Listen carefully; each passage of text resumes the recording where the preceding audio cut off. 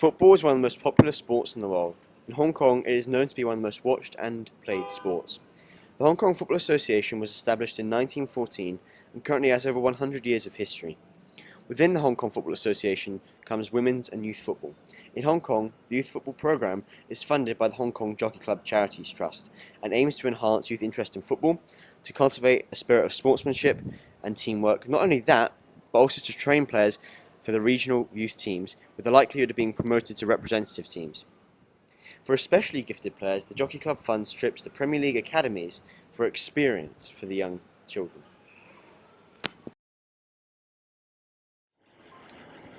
In your opinion, how has football developed in Hong Kong over the last 10 years? I've been 20 years in Hong Kong. In the last 20 years, in 10 years, it's going, unfortunately, it's going down because there is not a proper setup for youth development, and without youth development, you can't have any progress in the senior level as well. What are the problems with youth development? The problem is youth development because professional clubs, they don't pay much attention to youth development. They don't invest much. They don't, Hong Kong FA don't give them any guidance to all the group who's coaching by anybody except the professionals. They should invite the best quality coaches in youth development and start from there. If you want, just much more focused on the goals and easy to coach, and they are eager to improve. And we should, in Hong Kong, they should pay more attention to the ladies team because there's only one team. The Chinese ladies team has any kind of success in football from Asia. This is the most important, from my point of view, most important area when they should invest more and more expertise go to the ladies football and pay more attention to it. Do you think there'd be more girls playing football if it was better organised and better funded? So again? Do you think there'd be more girls playing football if it was more organised? Of course, you know, I mean, honestly, everything comes from advertising, you know. If is there more groups, more organized groups, and the girls will be more participating in the sport because you can see they are breaking. For boys youth football, there are leagues ranging from under 13 to under 18. There are 7 groups of 4 teams, with a top team from each group and the 3 best second place teams going into the Elite League, where each team plays each other once for the league title.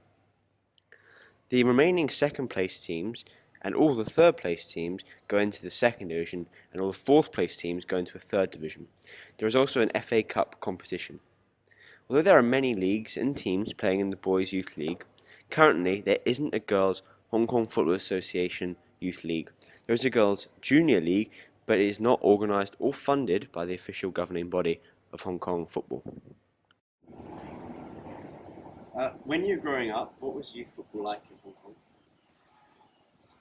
I remember it being okay, reasonably competitive.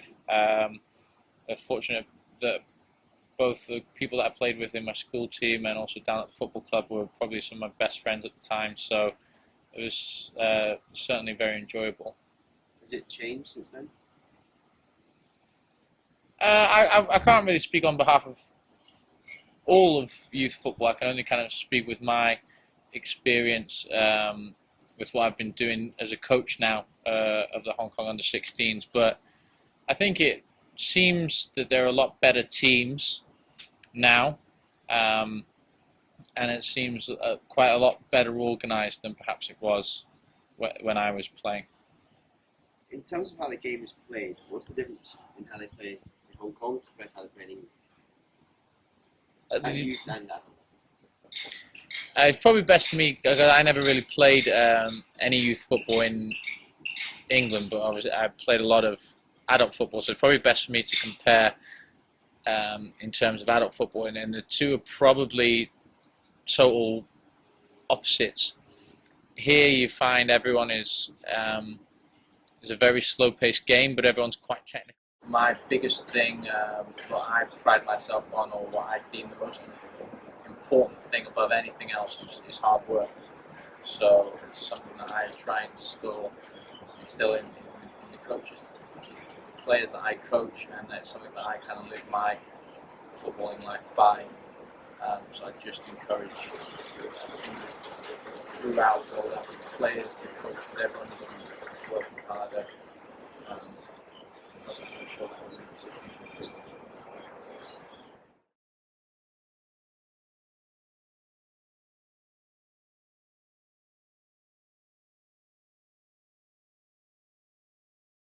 Triggered your interest in football? I think because I have a brother that plays football, from a very young age I was exposed to the sport, and then when I joined a big school I saw that I had the option to try football out, and I really liked it. Why do you think girls don't play as much football in Hong Kong as the boys do? I think that there's always a gender correlation with activities. It's like if you looked at dance, for example, there would be more girls doing dance rather than boys.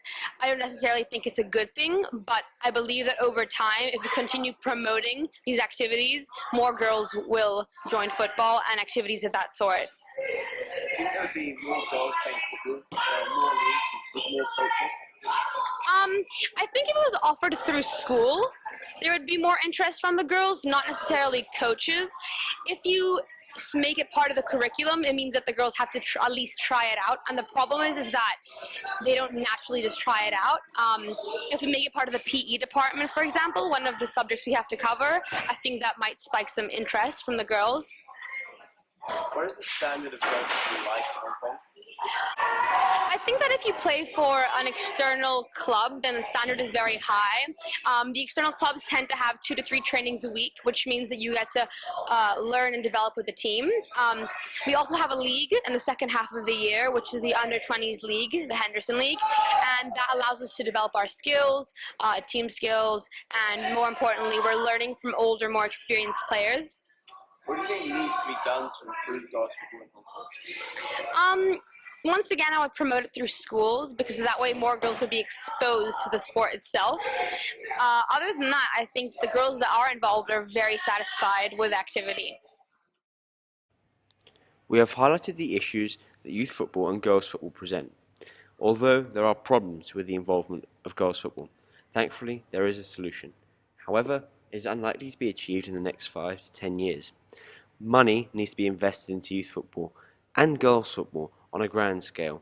The HKFA and the major clubs, the likes of South China, Kitchee, Citizen and Pegasus, need to invest in their academies to get the best coaches, the best training pitches and therefore the best players. Girls football will take even more from them. The HKFA needs to get around and try to get professional clubs to start both.